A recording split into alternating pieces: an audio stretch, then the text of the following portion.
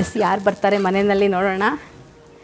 S madam, happy Ugadi madam. Wish you the same. Thank you so much. ನಮಸ್ತೆ madam. Raksha ಅಂತ ಸುವರ್ಣ ನ್ಯೂಸಿಂದ ನಿಮ್ಮ ಮನೆಗೆ ಇವತ್ತು ಹಬ್ಬಕ್ಕೆ ಅಂತ ಬಂದಿದ್ದೀವಿ. ಭಾಳ ಚಲೋ ಆಯ್ತು, ಬನ್ನಿ ಪ್ಲೀಸ್ ಬನ್ನಿ. ನಿಮ್ಮ ಪಂಜಾಬಿ ಹಾಗೆ ನಮ್ಮ ಧಾರವಾಡ ಪೇಡ ಎರಡರ ಬಗ್ಗೆನೂ ಕೂಡ ತಿಳ್ಕೊಳ್ಬೇಕು ಅಂತ ಬಂದಿದ್ದೀವಿ. ತಿಳಿಸ್ಕೊಡ್ತೀರಲ್ಲ? ಪ್ಲೀಸ್ ಬರ್ರಿ.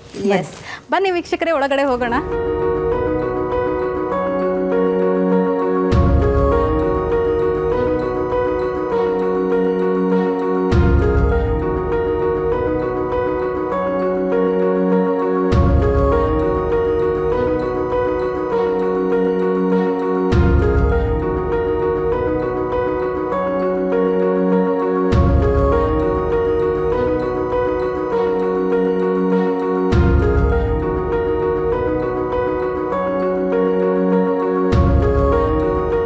ಮೇಡಮ್ ಹಾಗೆ ಅರವಿಂದ್ ಪಿಲ್ಲ ಸರ್, ಇಬ್ಬರಿಗೂ ಕಾರ್ಯಕ್ರಮಕ್ಕೆ ಸ್ವಾಗತ.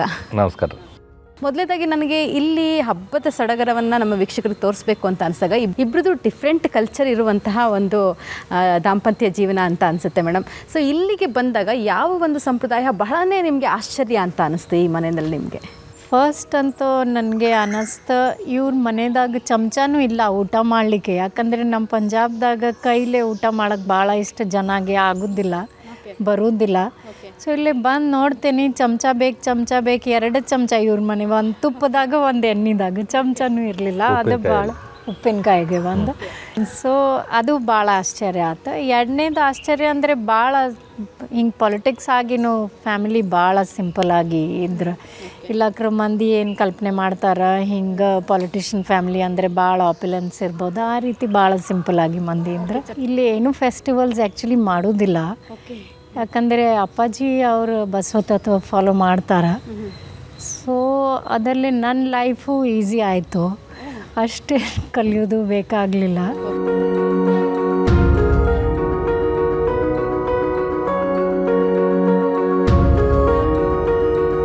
ಎಸ್ ಸರ್, ಬಸವತತ್ವ ಆಚರಣೆ ಮಾಡೋದ್ರಿಂದ ಹಬ್ಬ ಹರಿದಿನಗಳನ್ನ ಬಹಳ ಗ್ರ್ಯಾಂಡಾಗಿ ಆಚರಣೆ ಮಾಡಲ್ಲ ಅಂತ ಮೇಡಮ್ ಹೇಳಿದ್ರು. ಇದನ್ನು ಯಾವಾಗಲಿಂದ ರೂಢಿ ಮಾಡಿಕೊಂಡ್ರು? ನಮ್ಮ ತಂದೆಯವರು ಭಾಳ ಎಲ್ಲ ದೇವಸ್ಥಾನಕ್ಕೆ ಹೋಗೋದು, ಎಲ್ಲ ಕಡೆ ಪಲ್ಲಕ್ಕಿ ಹೊರೋದು ಅಂಥವೆಲ್ಲ ಭಾಳ ಮಾಡ್ತಿದ್ರು. ಅದಾದಮೇಲೆ ಅವರು ಅಂದ್ಕೊಂಡ್ರು, ಇಲ್ಲ ನಾವು ಒಳ್ಳೆ ಕೆಲಸ ಮಾಡೋದು ದೇವ್ರ ಕೆಲಸ ಅಂಥೇಳಿ. ಹಾಗಾಗಿ ಆ ಟೈಮ್ದಲ್ಲಿ ನಾವು 7th ಇದ್ದಲ್ಲಿ ಮನೆಯಲ್ಲಿ ಕೇವಲ ಆಗಸ್ಟ್ 15 ಮತ್ತು ಜನವರಿ 26 2 ಹಬ್ಬಗಳ ಮಾಡೋದು ಶುರುವಾಯಿತು. ಬೇರೆ ಬೇರೆ ಭಾಷೆಯವ್ರನ್ನ ಮದುವೆ ಮಾಡಿಕೊಂಡ್ರೆ ಗಂಡಸರಿಗೆ ಒಂದು ಪ್ಲಸ್ ಇರುತ್ತೆ ಸರ್, ಅತ್ತೆ ಸೊಸೆ ನಡುವೆ ಜಗಳ ಆಗೋದಿಲ್ಲ ಅಂತ. ಅವ್ರ ಭಾಷೆ ಇವರಿಗೆ ಅರ್ಥ ಆಗಲ್ಲ, ಇವ್ರ ಭಾಷೆ ಅವರಿಗೆ ಅರ್ಥ ಆಗಲ್ಲ. ನಿಮಗೂ ಕೂಡ ಅದು ಬೆನಿಫಿಟ್ ಆಗಿದೆಯಾ ಸ್ಟಾರ್ಟಿಂಗ್ನಲ್ಲಿ?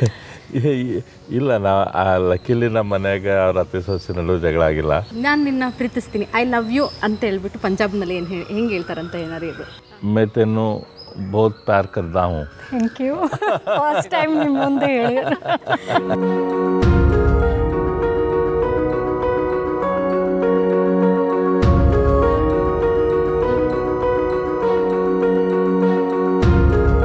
ಸೊ ಮೊದಲನೇ ಬಾರಿ ಸರ್ ಮೇಡಮ್ನ ಎಲ್ಲಿ ನೋಡಿದ್ರಿ ನೀವು? ನಾನು ಇಂಜಿನಿಯರಿಂಗ್ ಇದ್ದೆ. ಇಂಜಿನಿಯರಿಂಗ್ 2ನೇ ವರ್ಷ ಮುಗಿಸಿ 3ನೇ ವರ್ಷ ಆಗಿತ್ತು. ನಾನು ನನ್ನ ಫ್ರೆಂಡ್ಸ್ ಕೂಡಿ ನಮ್ಮ ಇಂಜಿನಿಯರಿಂಗ್ ಕಾಲೇಜಲ್ಲಿ ಸೈಡ್ ಬಿಸ್ನೆಸ್ ಮಾಡೋಣ ಅಂಥೇಳಿ ಸ್ವಲ್ಪ ಇಂಜಿನಿಯರಿಂಗ್ದಲ್ಲಿ ಜರ್ನಲ್ ಶೀಟ್ಸ್ ಅಂತ ಇರ್ತದೆ, ಅವನ್ನ ಪ್ರಿಂಟ್ ಮಾಡಿಸಿದ್ವಿ ಹುಡುಗರಿಗೆ ಮಾರಲಿಕ್ಕೆ.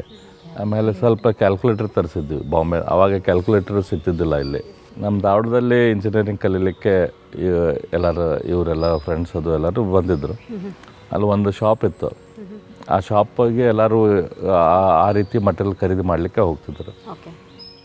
ನಾವು ಆ ಶಾಪ್ ಮುಂದೆ ನಿಂತಿದ್ವಿ, ನಾನು ನನ್ನ ಫ್ರೆಂಡ್ಸ್ ಎಲ್ಲರೂ ಕೂಡ. ಅಂದರೆ ಅವ್ರು ಹೋಗೋಕ್ಕೂ ಮುಂಚೆ ಇಲ್ಲೇ ಟ್ಯಾಕಲ್ ಮಾಡಬೇಕು. ಯಾರನ್ನ ಅವ್ರನ್ನ ಇಂಜಿನಿಯರಿಂಗ್ ಕಾಲೇಜ್ ಹುಡುಗರು ಫಸ್ಟ್ ಇಯರ್ಗೆ ಬಂದಿರ್ತಾರಲ್ಲ, ಅವ್ರಿಗೆ ಬಂದವರಿಗೆ ನಾವು ಹಿಡಿದು ಕ್ಯಾಲ್ಕುಲೇಟರ್ ತೊಗೊಳ್ಳಿ, ಶೀಟ್ ತೊಗೊಳ್ಳಿ ಅಂತ ಮಾರಲಿಕ್ಕೆ ನಿಂತಿದ್ವಿ. ಸೊ ನಾವು ಡಿಸೈಡ್ ಮಾಡಿದ್ವಿ ಯಾರಿಗೆ ಟ್ಯಾಕಲ್ ಮಾಡಿ ಸೇಲ್ ಮಾಡಲಿಕ್ಕೆ ಪ್ರಯತ್ನ ಮಾಡ್ಬೇಕಂತೇಳಿ. ನಾನು ಹೇಳಿದ್ದೆ, ನಾನು ಎತ್ತರ ಬೆಳ್ಳಗದಲ್ಲ, ಅವಳಿಗೆ ನಾನು ಹಿಂದಿಂದ ನಾ ಮಾತಾಡ್ತೀನಿ, ಇನ್ನೊಬ್ಬ ಇದನ್ನು ಓಕೆ ಆಕಿಗೆ ಮಾತಾಡ್ತೀನಂತೆ. ಹಂಗೆ ಫಸ್ಟ್ ಟೈಮ್ ಆವಾಗ ಆಕಿಗೆ ಮಾತಾಡ್ಸಿದ್ವಿ.